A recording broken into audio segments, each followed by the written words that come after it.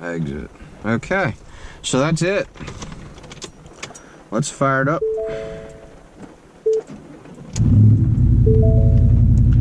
Alright, let's go up to gauges and see what we're looking at here. Turn key on. Turn the vehicle's initial key on or press continue or configuration when ready.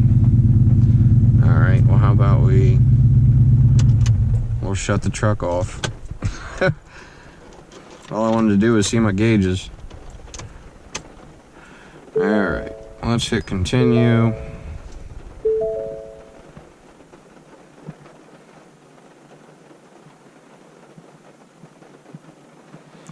Alright, now I gotta pick what engine I have.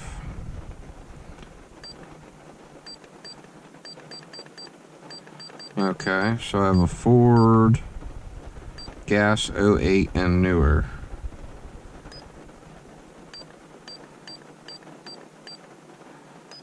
Continue. Alright, so I don't want a data log, I just want to look at my gauges.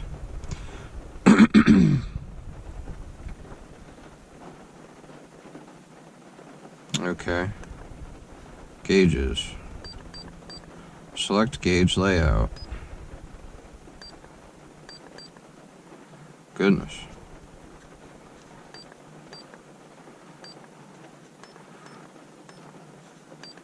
Let's try this one and see what it is.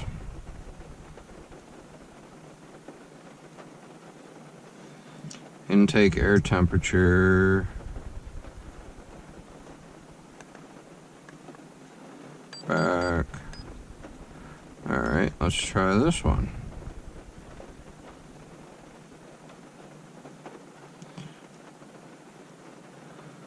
Voltage. Goodness, I'm trying to find. I don't know if I'll even be able to find it. That's air intake temp. That's well and good, but coolant temp.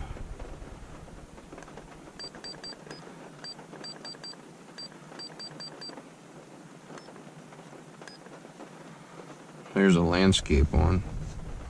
Alright, well, let's fire it up. Alright, so it does not have air-fuel ratio that I can find.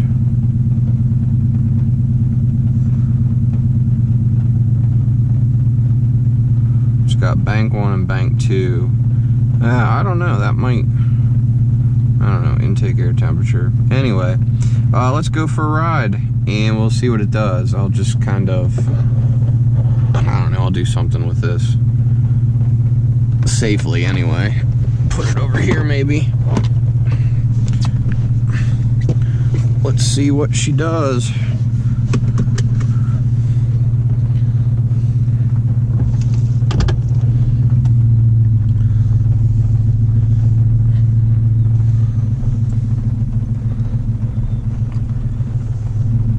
Oh, what a terrible weather day.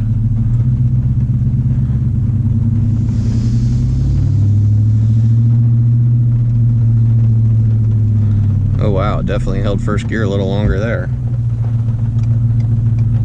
And I am just in regular mode. I'm not in sport or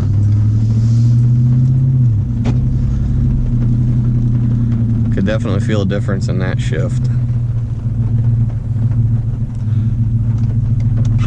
Okay, let's see here.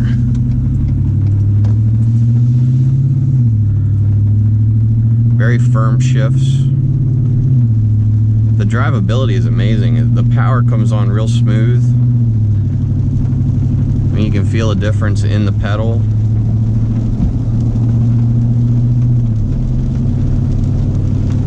It does hold the gear a little bit longer, so I'm not sure what it'll do for fuel economy. But that was a pretty big branch.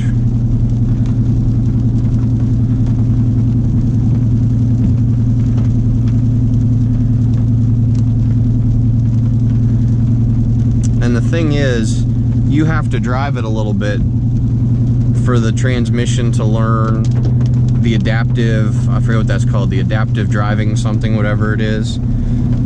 So your transmission has to learn, and there's a nice downshift.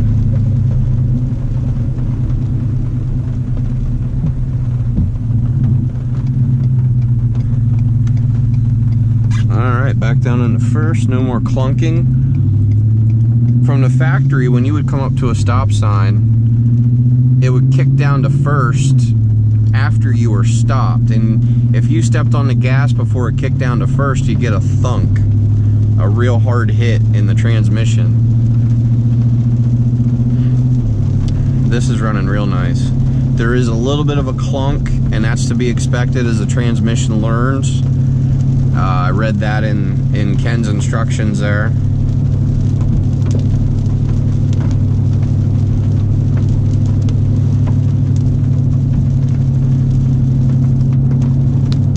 Now the key thing is you want to avoid running wide open throttle for a good 10 to 15 miles. So I don't want to say that you want to baby it, but you want to drive it at different RPMs. You know, right now I'm getting on it a little bit harder, and it didn't downshift, so that's actually nice. Typically when I go up a small hill like that, it wants to downshift, and you'll find yourself all over the place in the gears. So that's a nice change.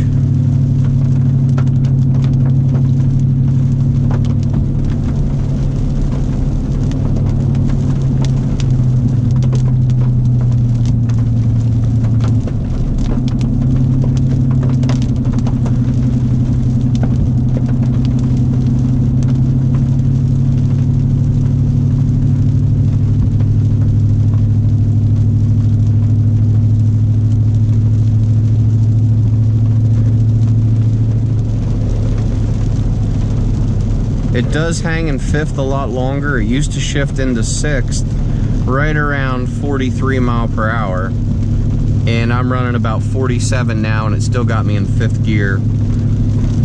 From what I understand, once you hit sixth, that's your torque converter's completely locked up. So I'm thinking Ken's tune holds you in fifth a little longer. That way you avoid popping back and forth between between your torque converter being locked up in sixth and floating around in fifth. So I think that'll be a nice change, and sixth will basically then become an actual overdrive. Not that it's not now, because that's basically how it functions. These transmissions, your fifth gear from the factory had its own overdrive, so there were basically almost 2 gears for fifth gear. It was fifth gear and then a fifth overdrive, and then you got into sixth gear, and sixth gear was just a straight gear.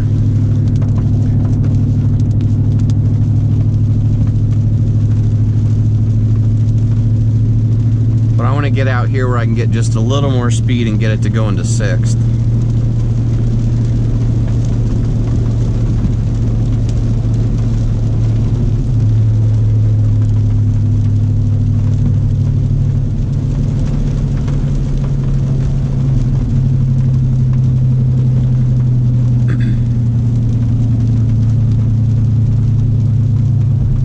Still in fifth, drop to fourth. Downshifts are real smooth. Third, second, first.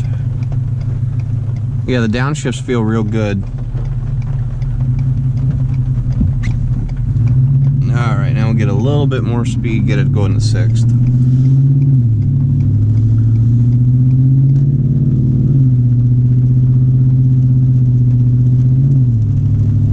So there's a little bit of a clunk there going into fourth, but not terrible. Fifth, going into fifth was real smooth. And we'll see here about sixth.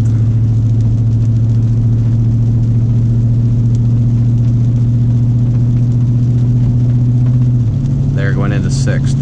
So about 55 miles per hour to go into sixth gear.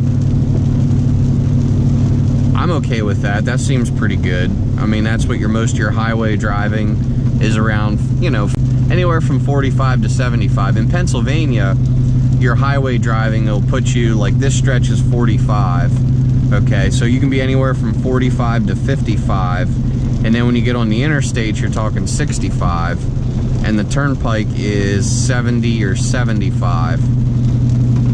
So having it go in at 55, I'm okay with that. I think that'll work out nice.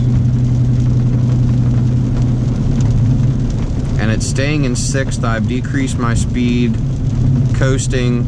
Took me down to 48 mile per hour. I was at 48 mile per hour coasting when it downshifted into 5th.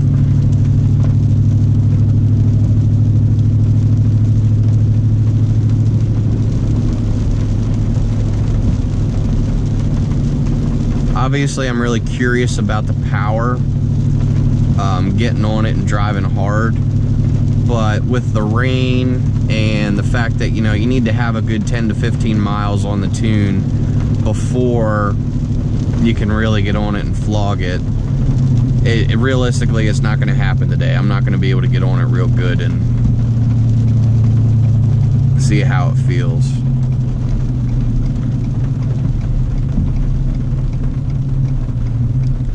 There's a nice 13th gen. That's probably a Lariat.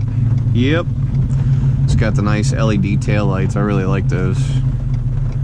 Other than that, it's the same truck. The Lariat does offer a leather interior, but as far as the features, the Sync 3 is the same. It has a sunroof, which I don't like anyway because they all leak on these new trucks. The gauges, the dash is all the same. So the only thing different in the Lariat is the OEM LED headlights, the OEM LED tail lights, and then the leather interior if you want it. So that's your big differences there.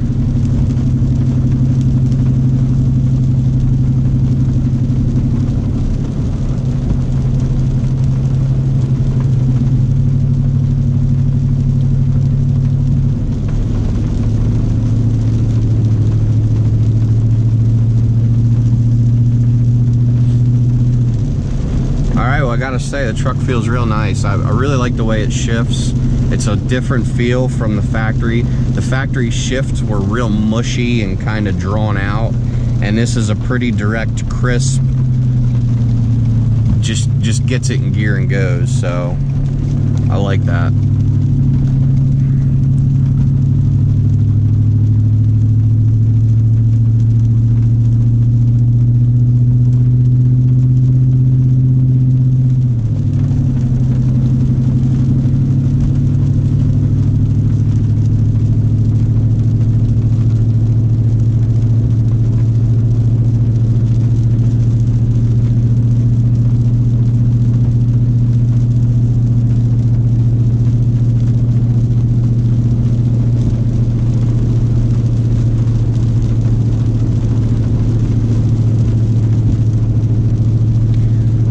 I don't quite know how I'll feel about fuel economy, because if it's not upshifting into 6th gear around 45 mile per hour, that means where I live I'm going to be running in 5th the most of the time, but in 5th it will be at the higher RPM range for that gear.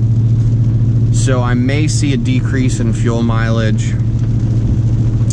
Realistically, because of the increase in power, probably have a decrease anyway because I want to get on it a lot more and run it pretty hard, but we'll have to see over time any sort of difference like that. And then also changing your different fuels, running a higher octane, a 93, I don't know how much difference in fuel mileage that may make because it's cleaner burning. Not really cleaner burning, but you know what I mean. It has a higher or lower ignition point. I forget how they word that, but your 93 octane fuel just burns a lot easier, and therefore you quote-unquote get more power out of it because it more completely burns versus the 87. Take it as you will.